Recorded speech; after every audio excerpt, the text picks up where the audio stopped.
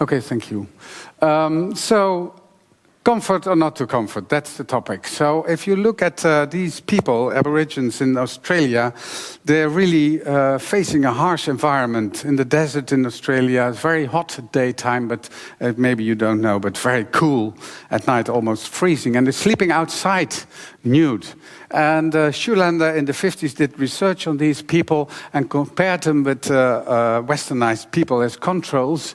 And what he saw is that these people slept very well, naked in the cold at night, while the controls were shivering all night and couldn't sleep at all. So somehow they were adapted to that environment, and because of their continuous exposure to these harsh environments, they could cope with that, and also affecting their energy metabolism. Unfortunately, nowadays we cannot measure them again, because nowadays they're all obese, and they're not living like this anymore. We still sit in circles around with each other, but there's something changed with us. Of course, we eat more. Of course, we have less physical activity than the Aborigines did, and we changed our environment. And that's, of course, the point I want to make here. We focus very much on our health, on food and exercise, but I think the environment counts as well. So here you see what happens in the past years with our health. You see gradually a huge increase, and these are data from the United States, of obesity. But interestingly, parallel to that, some other very serious diseases and syndromes increased as well. Like we see here in the lower graphs, you see here a huge increase in diabetes type 2 as well. So it's really serious health problem. And this is not only for the States. I got these from the internet, but it's as severe in Europe. And it's now in the Netherlands, 1 million people have type 2 diabetes. It's really amazing amounts. So we need to do something about that. And of course, everybody says we should look at our food and eat less. And of course, that is important. And it affects our energy balance, the body energy balance, and that affects our body weight and our health. But on the other hand, you can also increase your energy expenditure, but you have to do a lot of exercise to influence your body weight. Anyway, it's very healthy to exercise. Also, exercise is known to improve the type 2 diabetes and to be able to cope with the lots of sugar in your food, etc. But the point I want to make that apart from that, we also have to look at our indoor environment, and we can do something about that by sometimes being outside our thermal comfort zone and our thermal neutral zone. And that is the point I want to make. So I would like to talk with you, briefly tell something about the current models and how we look at it. Then the main part of my talk is about heat and cold acclimation, and I will touch upon interaction with other senses like light, and some of the implications for modeling. So this is in fact the core of my talk. Comfort and health. Are they conflicting? Well, in the past, it wasn't. During times of evolution, this wasn't really conflicting. The comfort was very important because comfortable conditions satisfied the optimal human condition. Like, for instance, energy savings. So if you were quiet, if you were lazy, and you still got enough food, you were better off than your neighbor that was running around and not getting any food. So having energy savings is an advantage in natural environment. And being comfortable, therefore, is important and drives the human thermal behavior. Please don't do too much, be comfortable. On the other hand, in a modern society, it's completely different. Then health is in another aspect, and we have seen we get these obesity problems. So here we might say we need some discomfort. And if you get some discomfort, being cold, being in the heat, may increase your resilience to uncomfortable conditions, like extreme cold, for instance, and increase your energy metabolism, as I will show you. So the point I want to make is that, yes, we have to take care about the food, but it doesn't mean we cannot have a nice evening meal. Of course you can. The point I want to make, yes, we should do a lot of physical activity, but we're still allowed to sit in a chair sometimes. Why not? And I'm also making a point that, yes, of course, comfortable environment is okay, but let's take into account that we need some excursions to cold and heat as well in order to be healthy. So this, of course, you know, I can be very brief with this. This is the conventional model developed by Wenger, very good at the time. But with the new insights, maybe we need some adaptations, because it is a limited inclusion of human physiology, and we know much more nowadays. Because it's limited validity for an individual level, and it's mainly valid in steady state conditions. So I really think we have to rethink our modeling, because this has really led to a very tightly controlled indoor environmental temperatures, and we all know that that is not what we now seek for. Especially by the work of Humphreys and later de Deer, we have the adaptive comfort model that shows us that we are much more flexible if we have our own control, if we're used to the differences in outdoor temperature and exposed to it, we accept indoor a much wider range of environmental temperatures, and as I will show you, also meet temperatures that are really, let's say, also affecting our body and training our body and maybe in more healthy conditions. So I suggest, one of the suggestions I do is let's include these health aspects in the coming years into our models. And health, with that I mean things like energy metabolism, glucose and lipid metabolism, cardiovascular related diseases, but also just simple things. If you are exposed regularly to cold, you're better resilient against cold, so winter and summer mortality and aging can be affected by these exposures to other temperatures than we nowadays are in our indoor environment. So we should include thermophysiology, take care of the individual variation, especially the body composition is an important aspect, and have a special focus on a specific group like the obese and the elderly and females. Okay, a few words about thermoregulation because it's important for the model that we use in thermal physiology. We have to defend our core temperature, 37 degrees Celsius. So in order to do that, and because we have always, in energy metabolism, produce heat, we have to get rid of the heat.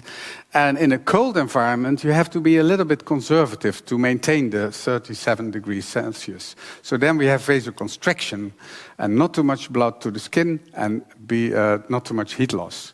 But in a warm environment, we want to get rid of the extra heat, and then we have lots of perfusion to the skin, so the skin is heated up, and we can have heat exchange with the environment. By doing our thermoregulation in this way, that's very cheap, doesn't cost extra energy. So that is what we call the thermal neutral zone, the zone in which we regulate our energy, our thermal temperature by skin and perfusion, by blood perfusion.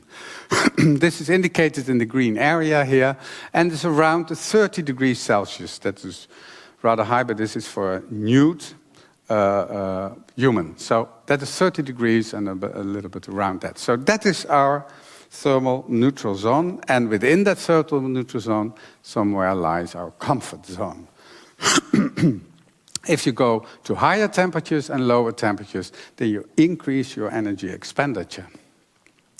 And this is where I first want to focus on the increase in energy expenditure in the cold environment. The point I want to make here is that you increase your energy expenditure, you of course start shivering, you know that. But we found out in the last 10 years that also there's a huge non-shivering component, which is really relevant and substantial. And shivering, of course, is very uncomfortable. It's fatiguing, so it's not something you want to have in a built environment, I think. But the non-shivering thermogenesis, you're not even aware of it. You increase your heat production, you use your body reserves to produce heat, so it can be a healthy situation. But you're not even aware, maybe you're feeling a little bit cold, but certainly you're not shivering. So it is this what we were focusing on, and we do these measurements in the chambers in Maastricht. We have 5 climate chambers where we can measure oxygen consumption of the volunteers and the patients, and we can do all kinds of measurements like thermometry, wireless, and we do skin blood flow measurements, etc. So one of the first experiments we did was in a cold environment where after sometimes, here you see the movement of the muscles, you get muscle contraction, so shivering. So energy expenditure, heat production goes up with the shivering, that's logic. But what we saw, there was also a part that increased energy expenditure before shivering occurred. And that's what we call the non-shivering thermogenesis. And yes, we got very interested in that and did some more experiments. And this is a 3-hour mild cold exposure. That means without shivering. And you see that a group, indeed, from thermoneutral to mild cold, increased the energy expenditure, just as we expect. But the most interesting part is this lower graph. You see there is a huge individual variation in the non-shivering thermogenesis. So in response to the cold, some people, like this subject number 20, increases up to 30% the energy expenditure. It's a huge amount. 1/3 extra energy expenditure without shivering, just in a cool environment. While others have much lower values or sometimes even drop. So there's a very interesting individual variation. That's something that we kept always in mind in the coming experiments that we did after this one. So which tissue is responsible for this? And first we were a bit puzzled because it was a kind of dogma that adults don't have brown fat. Brown fat, you say, what's that? Well, brown fat is known from hibernators. They need it. It's a stove to warm up after the hibernation in wintertime, in spring. And then small mammals also have it because they cool down so easy, because they're so small. They need a stove, they need to heat up. And babies, in textbooks it was in babies as well. But only in babies, we thought at that time. And here you see the difference. White fat, we all know, it's making us fat. There's a lot of, every cell is a little bit obese, as you can see, you're filled with fat. While the brown fat has mitochondria, much more. And these mitochondria, there, the heat production takes place. Just the goal is heat production. So if in the cold, it's turned on and the baby is safe. And we found out, together with the Department of Nuclear Medicine, and together with the imaging techniques where we follow glucose, sugar, which tissue uses sugar in our body, in the cold. And we found out that brown fat does. Here you see the black areas, supraclavicular, this behind here, the sleutelbenen. And then we see in the neck region and along the spines, there is the spots where there is brown fat. So very interestingly, if we take the same subject, healthy volunteers, thermoneutral condition, no brown fat at all activated. We bring him to mild cold, no shivering, huge amount of brown fat here in black indicated with the scanning technique, glucose uptake, metabolic active, a stove heating up the body. And with the same series of measurements, we found out that it's inversely related, the amount of brown fat, with the amount of body fat, meaning that in lean subjects, although there's a huge variation, but lean subjects generally have a lot of brown fat, while obese subjects do not, or hardly any. Here's a morbidly obese subject, no brown fat at all. So in summary, yes, adults have brown fat. The activity is related to the thermogenesis, to the energy expenditure, the heat production in the cold. And interestingly, brown fat is blunted or absent compared to young lean subjects in obese, in elderly, I didn't show you, and also reduced in type 2 diabetes. From animal studies, it's well known that brown fat has many health implications, not only for the energy balance, but also for glucose metabolism, etc.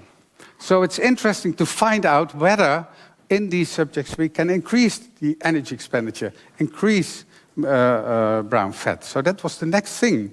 Can we indeed, by playing with the temperature, increase this situation? And here you see the cells. There's white and brown, and it's a mixture. So in principle, there's room for increase of this brown fat tissue. And the first experiment we did was Anouk van der Land's PhD students at our lab did an experiment in 9 females and 9 males. We used a 10-day cold exposure, 6 hours per day, and we used 14 to 15 degrees Celsius. That's a bit chilly. So some were shivering, but after 10 days, the shivering diminished, was getting less and less. So you got some acclimation. Only by shivering you got an indication of that. And here you see, I jump immediately to the main result. You see one subject before. In testing during cold exposure in the scanner, we see some brown fat here. And afterwards, you see this, the same subject almost doubling of the amount of brown fat. So only a 10-day cold acclimation already increases the amount of brown fat that much. So we see, after 10-day cold exposure, an increase in this heat production in the cold, the non-shivering thermogenesis, significantly so. We see also an increase in brown fat. These two were related to each other again. And there was no gender differences. Females, males, same response. So now we know that from lean subjects, and the next thing we ask ourselves, does this also account for type 2 diabetes? Because that's such a more important disease to get some better treatment opportunities. And can the indoor environment play a role in the development of type 2 diabetes? So Mark Hansen, another PhD student at our lab, did the experiment in 8 male subjects with a 10-day cold exposure. It's the same protocol, 6 hours per day, 14 to 15 degrees Celsius exposure every day. And we did the brown fat study, but the brown fat was a little disappointing. We got an increase in brown fat, but still very low. We got an increase in energy expenditure, but not too much. But because we were working with the type 2 diabetes patients, we decided also to measure with the hyperinsulinic glycemic clamp. And since nobody knows what that means, this is a measure we use for insulin sensitivity. So how sensitive are we to insulin? This is the hormone that regulates our blood glucose, our blood sugars. So how well can we cope with insulin in our blood? So this is a very important measure. And I just show you the results of that measurements because they were quite dramatic. You see that the cold acclimation in type 2 diabetes led to an increase in insulin sensitivity of more than 40%, which is equal or higher than the best known treatment at the moment, that is exercise combined with food. So we see that in every subject, insulin sensitivity increased. This is the measure for that. Don't worry about the units. I can explain you later. But you see there's an average an increase of more than 40%, which is really tremendous. And we just got it accepted in Nature Medicine, of which we are very happy, of course. So then we thought, if brown fat cannot be the cue, it does increase brown fat, but not that much. We started searching which tissue is involved here. And just for your interest, I show you this picture that shows here of 3 subjects the cells. So it's a microscopic slide of the cells, and you see the membranes of the cells, and you see hardly any coloration here, which means that the color here indicates the receptor that takes in the glucose into the blood cells.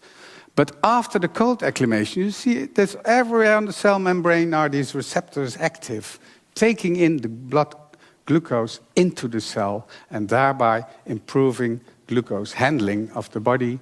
And so I think it's very important that we find both 2 aspects of cold acclimation: increase in energy expenditure in many subjects, an increase in brown fat, and in type 2 diabetes, an increase in glucose handling. Both of these experiments on cold acclimation also showed that the thermal comfort increased. So before, people were really uncomfortable when they in the first day of the 10-day, were exposed to the cold, to the 15 degrees. No surprise, they were uncomfortable. But after only 10 days, they already were just comfortable. So in general, Cold acclimation increased brown adipose tissue and energy expenditure in healthy, lean young subjects, and also significantly increased insulin sensitivity, together with an increase in thermal comfort.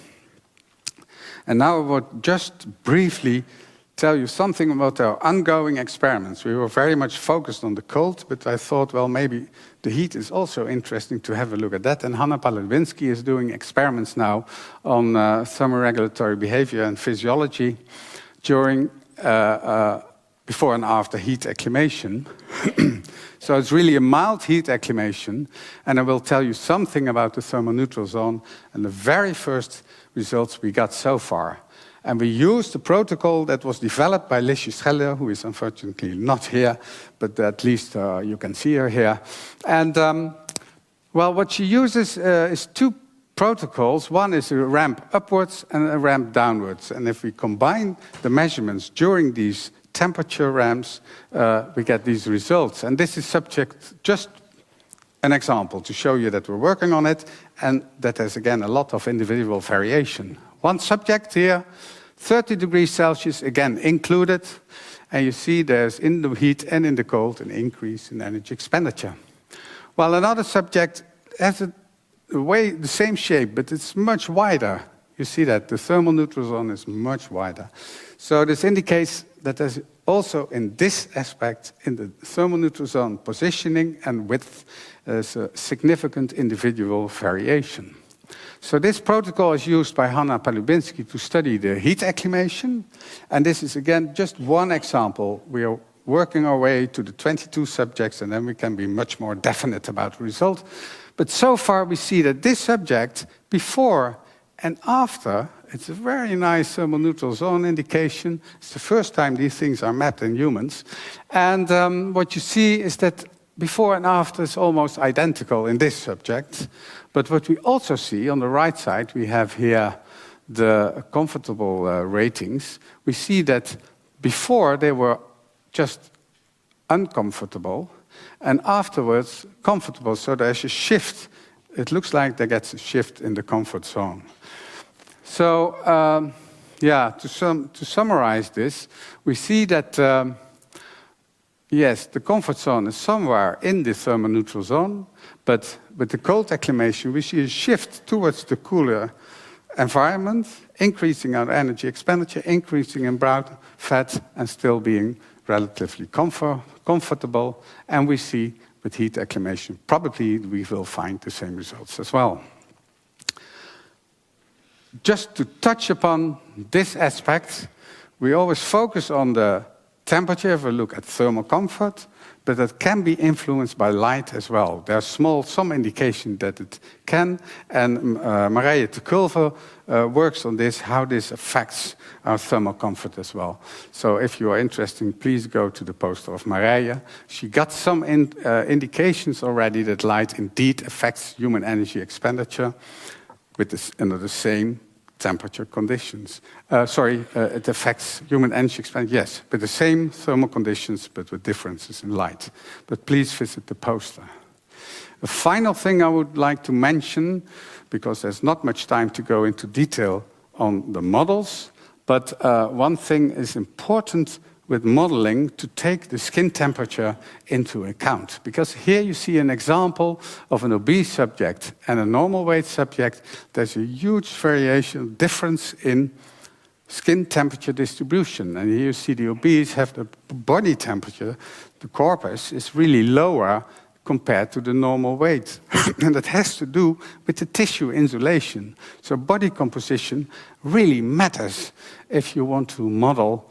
And that is what Boris Kingma will tell to you tomorrow during an oral presentation, how we use our model of the thermoneutral zone, but include skin temperature as well. Not only the environmental temperature, but we really need data on skin temperature and data on body composition and tissue insulation as well. And then we can say more about the comfort zone. So, to sum up, Marcel, I think I'm in time. I hope you still understood it. But the future for the thermal comfort models, well, I'm not, with everything I don't know, of course. I don't know everything, but I know health is very important. So we should include body physiology and especially body composition. Take the individual differences into account and include dynamic indoor environment, or at least think about that. Because if you use a dynamic environment, people accept the excursions outside the thermoneutral zone much more easy. That is also studies by Lichtenbelt have shown that. So maybe not, we shouldn't talk about optimal comfort, but we should talk about optimal comfort and maybe not maximal comfort. Okay, so a healthy thermal environment, that means that we exercise our thermoregulatory system as part of a healthy lifestyle. And by regular exposure outside the thermoneutral zone, we increase our energy expenditure, brown adipose tissue, insulin sensitivity, and, very important, increase the resilience to more extreme weather conditions. And this is very important related to healthy aging, I think. So let's talk about temperature training and to keep that in mind when we design our indoor climate. We can allow the temperatures to drift, and that also can contribute to a sustainable built environment with less fuel, less energy consumption. I'm not going to say that we don't need diet and physical activity anymore, but lifestyle programs really should include a healthy environment. And with that, I would like to thank you for your attention.